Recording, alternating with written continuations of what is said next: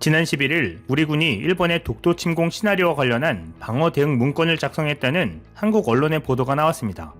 이는 지난해 12월 우리 군이 최신 전략자산 도입에 대한 필요성을 제기하면서 문건에 독도 침공 시나리오 문건을 포함시켜 국회에 보고한 내용이었습니다. 독도 방어 훈련조차 외교 문제로 비화될 것을 우려해 일본을 훈련 목적에 명시하지 않는 점을 고려하면 상당히 이례적인 것이었습니다. 정치권에서는 이 문건이 실제 작전 계획과 관련이 있느냐고 질문했고, 군 당국은 실제 작계와 관련이 없다며 내부 참고용이라고 해명했습니다. 그럼에도 우리의 관심은 일본의 독도 침공 시나리오에 주목됐습니다. 이 독도 침공 시나리오는 자위대 출신의 무기연구가 마타카 사토시가 2012년 한 일본 잡지에 기고한 것이었습니다. 그런데 일본은 그 이전부터 독도 침공에 대한 발톱을 드러내왔습니다. 이보다 수년 전인 2009년 일본 육상자위대 간부인 다카이 미스오는 일본 유력 군사 전문지인 군지 켄슈에 다케시마 포폭격 작전은 가능한가라는 기사를 실었습니다. 일본인의 혼내가 담긴 구체적인 시나리오를 작성한 것은 이것이 처음이었습니다.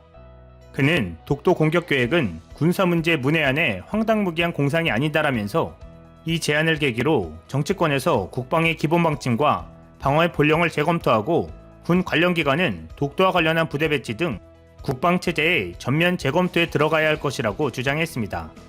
그가 주장한 독도 공격 시나리오는 구체적이고도 치밀했습니다. 그는 독도 공격은 F2 전투기 4대, F-15J 전투기 40대와 전자전기 4대로 구성된 편대의 기습 공격이 가장 효과적일 것이라며 일본이 자랑하는 127mm 함포로 무장한 호위함 4척에서 6척도 큰 역할을 담당할 것이라고 했습니다. 전투기 공격으로 독도의 한국군 시설을 파괴한 다음 1개소대 규모의 특수부대를 잠수함으로 상륙시켜야 한다면서 이런 특수작전은 자위대가 현재 보유한 능력으로도 충분하다고 했습니다. 하지만 전투함정들은 독도 인근 해역에 도달하기 전 사전 정기한 한국의 해 공군에 노출돼 공격당할 가능성이 크다고 봤습니다. 또한 육상자위대가 독도 공격에는 큰 역할을 하지는 못할 것이라고 전망했습니다. 그도 그럴 것이 도토리 안에 산인에 배치된 육상자위대 부대는 기지로부터 약 300km 떨어진 독도를 공격할 수 있는 지대지 미사일을 보유하고 있지 않기 때문이라는 것입니다. 현재 육상자위대가 보유한 화포는 구구식 자주유탄포입니다. 구구식 자주유탄포는 사정거리가 40km를 넘지 못해 독도 포격은 엄두도 못 내고 헬기 전력도 마찬가지라고 했습니다. 대지 공격에 유효한 20mm 기관포와 대전차 미사일, 그리고 로켓탄을 탑재한 AH-64D 아파치 헬기, AH-1S 코브라 헬기도 항속거리가 최대 150km에 불과합니다. 따라서 독도에 가장 가까운 지역에서 출격한다 해도 작전을 수행하기에는 역부족이라는 것입니다. 이제 한국의 반격이 시작됩니다. 다카이 전 교관은 한국인의 특성을 감안하면 독도를 탈환하는 대신 대마도를 점령할 가능성이 매우 크다면서 한국이 대마도를 점령한다면 대규모 국지분쟁으로 발전할 가능성이 매우 크다고 했습니다. 그는 한국이 독도를 잃게 된다면 대마도를 점령해 거래 조건으로 내놓을 것으로 보았습니다.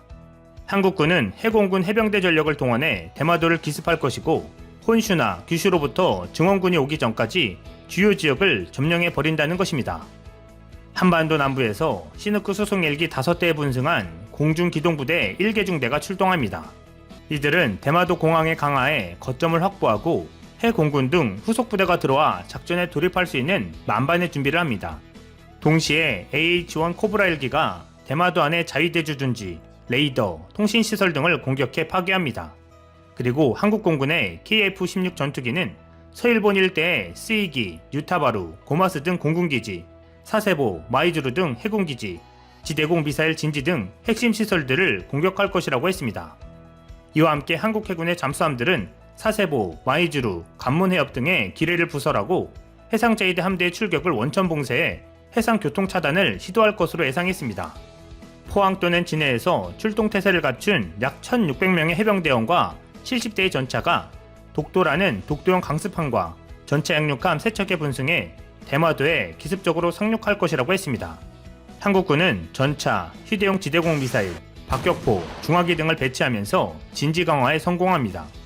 다카이 전 교관은 대마도의 육상자위대 전력은 한국군을 상대하기에는 역부족이라고 했습니다. 그는 1개 중대에 불과한 육상자위대 소속 스시마 경비대는 산악지대로 후퇴해 규슈로부터 증원부대가 도착할 때까지 산발적인 유격전 또는 지구전으로 버텨나가야 할 것이라며, 실제로 스시마 경비대가 이런 양상의 기습을 당했다면 치명적인 손실을 보았을 가능성이 크다고 했습니다. 다카이 전 교관은 한국군은 육상전력 면에서 절대적인 우위를 보이고 있다며, 특히 이도 침공에 적합한 특수부대, 해병 사단을 보유하고 있고 국가 동원체제가 잘 갖춰져 육해공 인력 보충이 원활하다고 분석했습니다. 그는 한국은 미국산 지대지 탄도미사일 에이테킴스와 독자적으로 개발한 순항미사일 현무 3B를 실전에 배치했다면서 한국군의 미사일 전력도 경계 대상이라고 했습니다. 그는 또 한국군이 대마도 침공을 한다면 사거리 300km에 달하는 에이테킴스로 고토 열도, 이키, 스시마 등을 공격하고 현무 3B 순항 미사일로는 오키나와 본도, 시코쿠와 혼슈의 해상자위대와 항공자위대 등을 전방위로 공격할 것이라고 했습니다.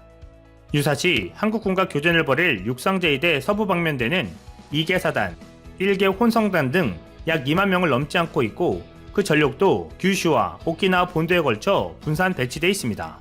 다카이 전 교관은 호위함과 잠수함은 한국 해군보다 질적으로 우세하다고 하나 대비 태세가 불리하다며, 장대한 열도에 각 기지에 분산돼 별도의 해역의 바다 임무를 수행 중이어서 전장 해역으로 집중해 투입하기에는 상당한 시간이 소요된다고 했습니다. 일본의 F-15J도 일본 열도 각지에 분산돼 에이테킴스와 현무 3B의 공격을 받으면 한 곳으로 모으기가 어려울 가능성이 크다고 지적했습니다.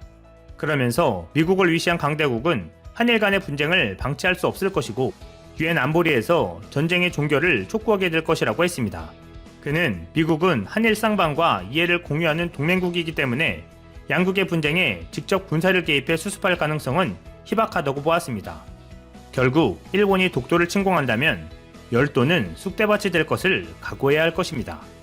그럼에도 일본 정부는 또다시 독도는 일본 땅이라고 억지를 부리고 있습니다.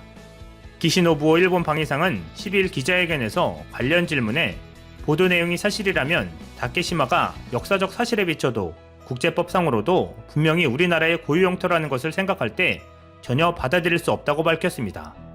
그러면서 기시 방위상은 다케시마와 관련해 일본 측이 군사적 위협을 높이려고 한다고 한국 측이 인식하고 있다면 전혀 사실무근이라고 말했습니다. 마지막으로 북한 역시 최근 일본 정부의 독도 영유권 주장을 놓고 강한 비판을 쏟아냈습니다. 조선중앙통신은 11일 논평을 내고 전범국인 일본이 독도 관련 자료들을 날조해내며 재침 책동에 미쳐 날뛰는 것은 악독한 식민지 통치로 지울 수 없는 아픈 상처를 입은 우리 민족에 대한 참을 수 없는 모독이며 도적이 매를 드는 격에 파렴치한 날강도적 행위라고 비판했습니다. 통신은 이어 일본이 자위대 무력 질량적 증대와 함께 파렴치한 독도 강탈 책동에 계속 매달리고 있는 것은 재침 야망을 실현하기 위해서라며 선조들이 물려준 살부치와도 같은 땅을 또다시 찬탈하려 드는 섬나라 족속들의 책동을 절대로 용납하지 않을 것이라고 강조했습니다. 이어 일본을 향해 천년 숙적이라고 지목하고 일본 반동들은 날 강도적인 영토 강탈 책동이 초래할 재앙을 똑똑히 알고 분별 없이 날뛰지 말아야 한다고 경고했습니다. 이상 시윤TV였습니다. 베트남의 삼성이라 불리는 빈그룹에 대해 이전에도 여러 차례 소개했습니다. 빈그룹을 소개할 때 유통병원, 학교, 스마트폰, 자동차, 건설, 레저를 비롯한 베트남 경제 생태계를 꽉 쥐고 있는 기업이라고 했었죠. 또 빈그룹 지주사에 한국한화그룹과 SK그룹이 지분 투자를 한 것도 유명합니다. 여러모로 한국과 인연이 깊어질 수 있는 회사라고 하겠습니다. 그런데 최근 이 회사에 중대한 의사결정이 있었습니다. 마산그룹 역시 SK그룹이 투자해 한국에도 널리 알려진 곳입니다. 내용은 빈그룹 유통부문인 빈커머스 산하대형 마트 체인인 빈마트와 편의점 빈마트 플러스, 그리고 여기에 각종 농산물을 제공하는 빈에코 시스템을 마산그룹에 넘겨주는 것입니다. 전국에 깔린 빈마트 매장만 2,600곳이 넘습니다. 빈그룹의 베트남 영향력을 상징하는 곳이기도 합니다. 아무리 허름한 곳에 가더라도 반드시 빈마트 하나쯤은 발견할 수 있거든요. 연평균 10%가 넘게 성장하는 알짜 산업을 경쟁사에 넘긴 것입니다. 거래 대금은 약 2조 4천억 원에 달합니다. 게다가 최근 빈그룹은 전자상거래 플랫폼 어더이조이와 가전유통 매장, 빈프로 사업까지 철수한다는 뜻을 밝혔습니다. 한마디로 소비자 접점에 있는 라인을 대거 없애버린다는 얘기입니다. 사실 빈프로나 빈마트에 가면 빈그룹이 만들기 시작한 빈스마트 스마트폰을 쉽게 찾아볼 수 있습니다. 고객 접점을 바탕으로 빠르게 소비자에게 침투하겠다는 게 당초 빈그룹의 목표였는데 이제 상황이 사뭇 달라진 것입니다. 최근 빈그룹 위기설이 도는 것도 이와 관련이 깊습니다. 빈그룹은 이미 자사가 지은 아파트를 중국, 대만, 한국계 사모펀드에 세일즈하며 통매각을 여러 차례 추진했습니다. 그만큼 현금 확보에 사활이 걸렸다는 얘기입니다. 하나만 해도 힘든 자동차와 스마트폰 두 첨단 사업에 모두 뛰어들었기 때문입니다. 게다가 아직까지 베트남 스마트폰 시장은 애플이 꽉 잡고 있어 빈스마트가 비집고 들어갈 틈도 별로 보이지 않습니다. 여기에 삼성 스마트폰이 차지한 자리까지 더해지면 빈스마트가 확보할 수 있는 시장은 아직까지는 미미합니다. 진하게 지내는 베트남 사람에게 왜 빈스마트 제품을 쓰지 않느냐고 물었더니 돌아온 대답이 놀라웠습니다. 빈마트에 왔다 갔다 하면서 전시돼 있는 건 봤지만 아예 쓸 생각이 없어 만져보지도 않았다고 대답한 것입니다. 애국 마케팅이 통하지도 않는다는 얘기입니다. 더 고가 상품인 빈페스트 역시 고전하고 있습니다. 빈페스트 자동차가 시장에 풀린 지는 한참 됐지만 도로에서 빈페스트 마크를 단 자동차를 찾아보기란 여간 힘든 게 아닙니다. 이러다가 악성 재고만 많이 쌓이면 현금 흐름에 치명적인 리스크로 다가올 수 있습니다. 게다가 지금까지도 돈이 많이 들어갔지만 앞으로 얼마나 더 많은 투자가 들어가야 할지 가늠도 되지 않습니다. 그러다 보니 빈그룹이 알짜 산업까지 팔아치우며 현금 확보에 나선 것이라 볼 수 있습니다. 빈스마트 계열사 역시 최근 스마트폰에 이어 스마트 TV까지 본격 생산에 나서며 사세를 확장할 뜻을 비치고 있습니다. 일각에서는 선택과 집중이라는 관점에서 이번 빈그룹의 행보를 바라보지만 여전히 이견이 많이 나올 수밖에 없습니다. 하지만 대마불사의 관점에서 보면 장기적으로 빈그룹 상황이 나쁘지 않다는 게 전문가들 얘기입니다. 빈그룹이 어려운 시간을 보내고 있지만 이미 빈그룹은 베트남 경제 생태계를 하드캐리할 만큼 올라섰습니다. 중차대한 경영상의 위기만 아니라면 빈그룹이 망하거나 하는 일은 상상하기 힘듭니다. 그렇게 되면 베트남 경제에 미치는 타장이 너무나 큽니다.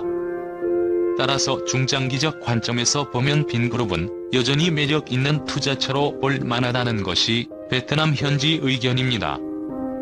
게다가 아직 베트남은 1인당 국내 총생산이 $3,000도 되지 않는 개발도상국입니다. 파이가 커질수록 베트남 경제 곳곳에 뿌리내린 빈그룹 성장 그래프는 더 가팔라질 것입니다. 모든 게 시간이 약인 듯합니다. 10년 후 빈그룹 상황이 궁금해집니다. 아마도 지금보다는 훨씬 커져 있을 것입니다. 최근에 베트남의 삼성이라고 불리는 압도적 재계순위 1위 빈그룹이 신종 코로나 바이러스 감염증 여파로 항공산업 진출에 실패했다. 베트남 정부가 전 세계적으로 국제선 항공편이 멈춰선 상황에서 시장 규모를 확장하는 건 무리라고 판단한 결과다. 21/420 타임즈 등 현지 매체에 따르면 베트남 교통부는 전날 빈그룹이 지난 3월 신청한 빈퍼레어의 항공사 설립 승인 요구를 최종 불허했다. 빈퍼레어와 함께 신규 항공사 설립을 신청한 비애틀레블 에어라인과 카이트에어의 등록 요청도 받아들이지 않았다. 교통부는 베트남 항공 부문이 코로나19 대유행으로 고전하고 있어 새로운 항공사 설립에 신중할 필요가 있다며 항공시장이 정상화될 것으로 기대되는 2022년 이후에 신규 항공사 설립을 다시 검토하겠다고 밝혔다. 베트남이 그간 항공산업 육성에 국가적 노력을 기울여왔다는 점에서 이번 결정은 항공시장이 처한 위기가 어느 정도인지를 보여준다는 평가가 나온다. 베트남 정부는 지난해 7월 대표 여행사인 TN 윈그룹의 항공사 설립을 허가하는 등 지속적으로 시장 확대를 도모해왔다. 하지만 코로나19 사태로 베트남 항공사들은 전체 214대의 여객기 중 절반 이상의 운항을 중단했고 상반기에만 2조 7,280억 동의 영업 손실을 입었다. 실제로 국적사인 베트남 항공은 최근 유동성 위기 해소책으로 보유 중이던 캄보디아 앙코르 항공 지분 49%를 전량 매각하고 에어버스 A321-200 기종 5대도 3,700만 달러에 되파는 등 긴축 경영에 돌입한 상태다. 태국과 필리핀은 베트남보다 상황이 더 심각하다. 태국은 전날 국영타이항공이 법정관리를 신청했다. 방만한 경영으로 지난해에만 120억 바트의 적자를 보더니 코로나19의 직격탄을 맞은 결과 회생 절차까지 밟게 된 것이다. 필리핀 세부항공도 이날 기존에 계획한 항공기 추가 구매를 취소하고 정부의 긴급 재정 지원을 요청했다.